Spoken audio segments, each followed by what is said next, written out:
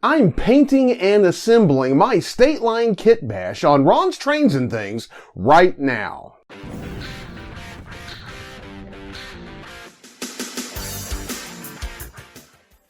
Hi, I'm Ron of Ron's Trains and Things, and if you'd like to see more model railroad tips, tools, and techniques, then be sure and subscribe down below and click that little bell icon so you can catch future videos. In a recent video, I showed you how I took up the State Line Kitbash Challenge set forth by Model Railroad Video Plus last spring of 2019. I started with an in-scale Walters Cornerstone State Line Farm Supply Kit, and I'm in the process of kitbashing it into a old used car dealership for Bowie, Texas on my layout. Now, in the first video, I showed you how I made the plans for what I was going to do with this kit, showed you the photo that I used for inspiration, and showed you how I built a scratch-built brick carport and a add-on brick storage room for this kit. And when we left last time, we had the kit just taped together so we kind of got a sense of how it was going to look. Well, we're going to take up that project today, and today we're going to be working on painting and assembling this project. So let's get on over to the workbench and see how it's going. Be sure to take a moment to check out our sponsor, Midwest Model Railroad, where you will find a great line of model railroad equipment and supplies, as well as some of the best customer service in the business. They have a real-time inventory system that means what you see on the website is what you get, and they ship within one business day. Be sure and check them out at MidwestModelRR.com or follow the link in the description below. When we left my State Line Kitbash, I had built a brick carport to add to the left front of the structure, and I had cut out the walls and the window and door openings for the add-on storage room to the right rear, as well as I bricked up one of the windows on the right side, and I had this structure tacked together with painter's tape. I removed the pieces of the storage room from the side of the wall so I could assemble it. I removed the window and door details that I had press fit into place previously. Since these walls are brick sheet, I needed to bevel the corners to allow the brick detail to extend all the way to the corner on all the sides. For sanding bevels on these small pieces, I use a block of wood that's been cut to a 45-degree angle on one end and a 30-degree angle on the other. I can hold the small parts tightly against the block and run it in one direction along a sheet of 220 grit sandpaper until I have the angle that I need. I repeatedly test fit the corners until I was happy with the fit. When I was satisfied with the fit of the corners, I assembled the walls using my magnetic gluing jig to hold them square. I again used MEK as a solvent cement to weld the styrene joints together. I cut some small right triangles of scrap styrene and cemented them into the lower corners of the structure to keep the wall joints square and to give them some added rigidity as I handled it. There was a very slight gap on the outside corners of the walls, so I carefully filled the gap with some Tamiya gray putty. I troweled on a very small amount of the putty just into the very corner of the walls, making sure any excess from the brick detail was removed immediately while the putty was still soft. I worked the putty smooth, and as soon as it began to harden, I sanded it smooth with a very fine sanding stick. This left a corner that was not a perfect brick detail, but definitely passable. I used the point of a very sharp number 11 blade to pick any putty from the mortar lines of the surrounding brick detail. Next, I worked on the front facade of the structure. I cut the back portion of the facade from the sprue, as well as the wall caps that tie these pieces together along the top.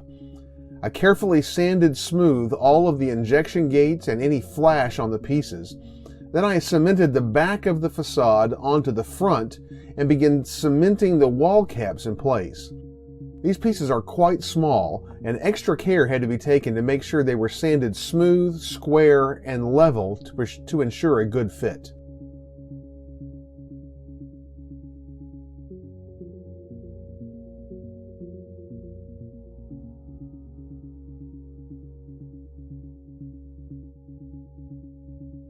With the front facade assembled, it was time to start thinking about painting the structure. I removed all of the personnel doors, garage doors, and window castings from the sprue and sanded them smooth, sticking them to painter's tape mounted sticky side out on a scrap of wood to use as a painting handle. These detail parts had mounting pins on the back for mounting the supplied window glazing. The supplied glazing was much too thick and unrealistic in my opinion. I chose to use a different material to glaze the windows, so I removed the mounting pins with flush cutting nippers and sanded the backs of these detail parts smooth. The wall sections had been handled a fair amount by this time and had some paint residue on the back, so I washed these pieces in some mild soapy water, wearing a vinyl glove to avoid fingerprints. I rinsed them in some clean water and dried them with a hairdryer on low to speed the process along. I then mounted them to a handle as I had the window details. I wanted to give the concrete block sidewalls a base coat of a natural color for concrete block, and I wanted to give the brick walls a base coat that represented the mortar line color. So I mixed a gray using Model Master's dark gray and flat white, and thinned it slightly for airbrushing. Finally, it was time to head over to the paint booth. I painted all of the walls with this gray color, using light passes to build up the color slowly without ponding or leaving drips. Again, this is a base color and will not be the final color of these walls. I used the same color to paint the already assembled carport and storage room. I let the gray cure completely before moving on. For the block sidewalls, I wanted to simulate painted block with peeling paint. To achieve this effect, I used MIG ammo chipping fluid scratches effects. This works similar to the hairspray technique that some of you may be familiar with. Following the chipping fluid, I would paint a final color of off-white, which I made by mixing Model Master's flat white with a small amount of old polyscale flesh. I just experimented with the mix until I found the shade that I was looking for. I airbrushed the chipping fluid onto the side and rear walls in 3 coats, allowing each coat to dry to the touch before applying the next. When the final coat had dried, I immediately applied the off-white. Again, I wanted to build the color up slowly so as to avoid any ponding and obliterating of the fine detail, so I applied the paint in 2 coats. I needed this paint to dry but not cure before performing the peeling paint technique. While the walls were drying, I painted the window and door details with Model Master's flat white. As I'm modeling an older structure, I intentionally left this coat of paint slightly thin, allowing just a bit of the gray tone of the plastic to show through and giving a faded paint appearance. With this stage of the painting done, I returned to the workbench to create the peeling paint effect. I started on the back wall to get a feel for how the paint would peel. To start the effect, I soaked the areas that I wanted to peel with a small amount of water. When doing this, experiment with a variety of brushes to see how easily the paint begins to chip. Since I'm working in N-scale, I didn't want to overdo the effect. I started with a small brush. When the paint didn't begin peeling away quickly enough, I moved to a toothpick to carefully pick at the wetted paint until small bits of paint began to peel away. I tried to peel small bits of the paint in as random a fashion as I could. I tried to focus my attention on the places that paint would most likely begin to peel, along mortar lines, along the edges and corners of window openings, and along the lower portion of walls where items might bump or be leaned against the wall. When I was happy with the rear wall, I turned my attention to the sides. I marked the placement of the storage room on the right wall and removed a line of paint just inside of that location where the wall will connect to allow for good cement adhesion. I then chipped the paint on the visible portions of the wall. I had masked the bricked up window to allow me to paint it a brick color. I then carried the process on to the other side wall. When I was done, I was very pleased with the effect on these walls.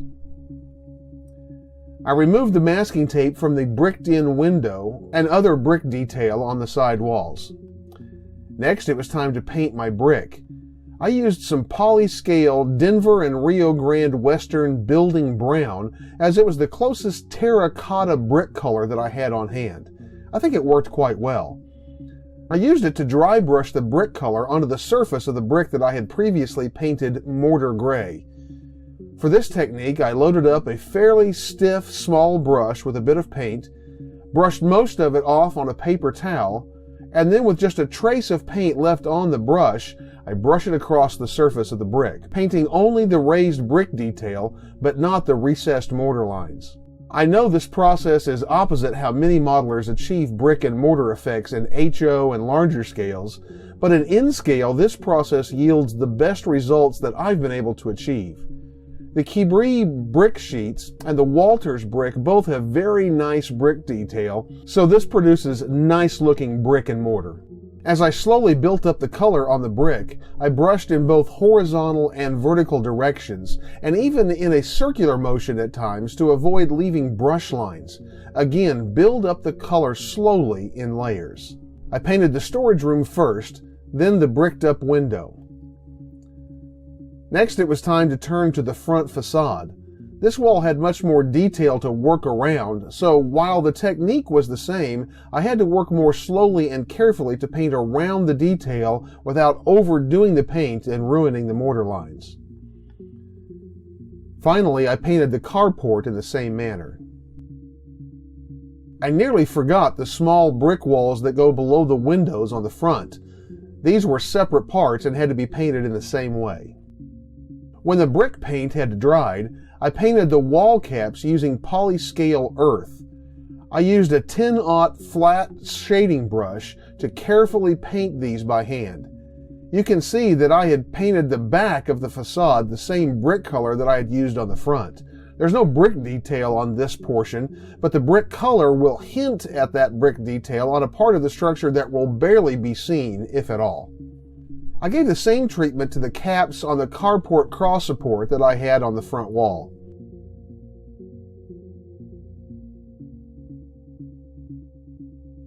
With the basic painting done, I turned my attention to the roof. I cut the roof from the sprue and sanded the injection gate smooth. I did some research on this roof before proceeding. This is a bow girder roof, but I wasn't sure what the roof surface should be. I finally found this image showing a similar roof with a tar paper coated with a white sealant to reflect sunlight and heat. This made sense as the structure will be in Texas and reflecting heat would be logical. As I decided to model this type of roof surface, the molded on ridges on the plastic roof were too tall, so I sanded them down slightly with a 320 grit sanding sponge. To simulate the tar paper surface, I used strips of tissue paper. I cut these about double the width of what I wanted to be visible, then glued them to the roof with Mod Podge matte, overlapping each previous strip so the correct width of the paper showed. This simulates the lines that show from the tie plates that tie the trusses together and support the sheathing underneath the roofing material. I continued this process up one side of the roof until I reached the flat top. I then turned to the other side and worked my way up to the top. When I reached the top, I finished the roof off with one strip down the middle to cover the edges of the strips from both sides. When the Mod Podge had dried, I applied a base coat of white paint. The roof will have more detail and weathering added later. While the roof was drying, I turned my attention to the windows and doors. To age them, I chipped the paint slightly on the garage doors, much as I had done on the walls previously.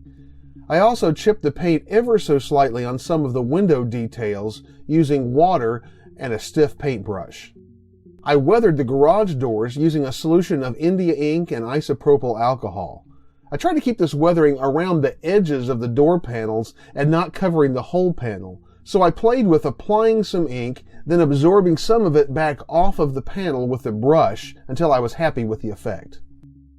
Returning to the photo that I'd used for inspiration for this kitbash, I want you to note that the upper windows along the front have been filled in with this red material. To model this, I used a scrap of 3M paper.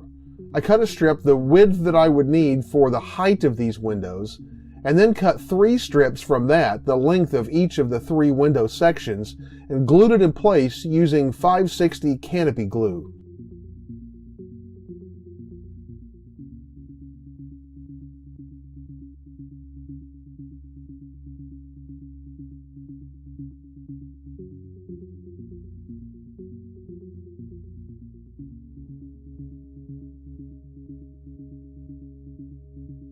For window glazing, I used transparency film.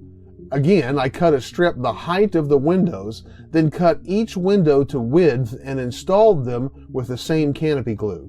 Canopy glue holds the glazing in place, it dries clear, and it will not frost the window material like CA or a solvent will do.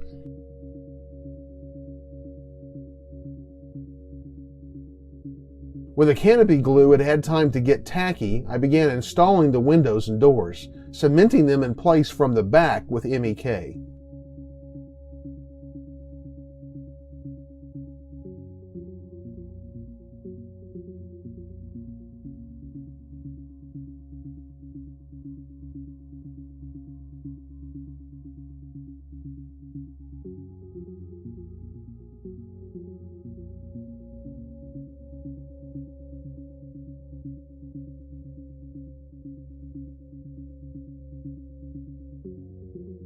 I cut a small roof for the storage room using a scrap of 40 thousandths board and batten siding to simulate a metal roof. I glued the roof in place and sanded the back of the roof and walls to make sure everything was flush and square. When I was satisfied with the storage room, I cemented it to the right wall. I then began cementing the kit walls together to form the basic structure for my car dealership. A machinist block came in very handy for keeping everything square as I cemented the walls together.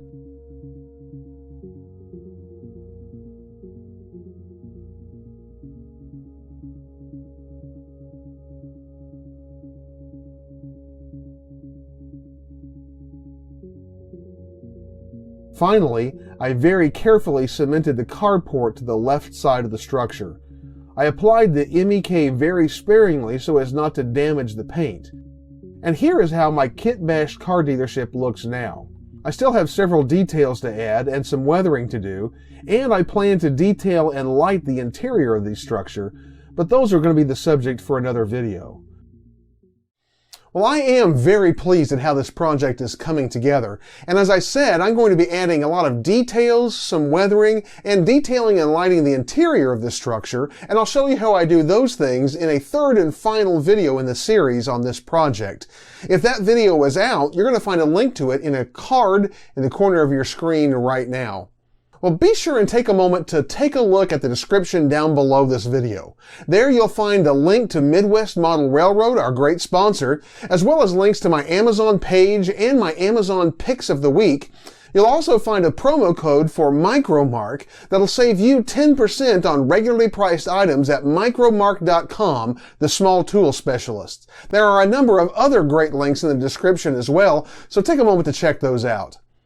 I hope you'll join me each Tuesday as I bring you more great model railroad videos, and I look forward to seeing you then.